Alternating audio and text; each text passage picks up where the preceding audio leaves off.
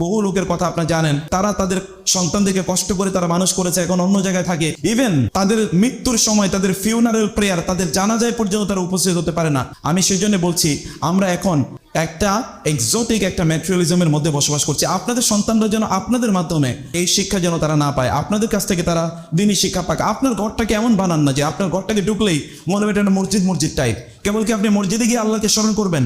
আপনার ঘরটাতে ঢুকলেই যেন মনে হবে যে এটা যেন একটা মাদ্রাসা টাইপ। একজন ঢুকলেই মনে হবে যে এটা তো দেখি একটা ইসলামিক একটা এনভায়রনমেন্টে আমি প্রবেশ করেছি।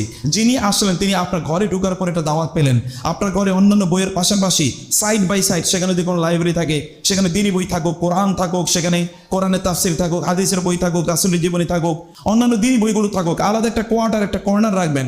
ওইখানে গেলেই তারা মনে করবে না আমি একটা ইসলামিক কর্নারে এসে, ওদের একটা ফিল তৈরি হলো, একটা অনুভূতি তৈরি হলো। ওইখানে গিয়ে তাকে নিয়ে কোরআন তেলাওয়াত করুন, তাকে নিয়ে সেখানে গিয়ে রাসূলুল্লাহ সাল্লাল্লাহু আলাইহি ওয়াসাল্লামের জীবনী পড়ুন, সাহাবায়ে কেরামের জীবনী তাদেরকে বলুন।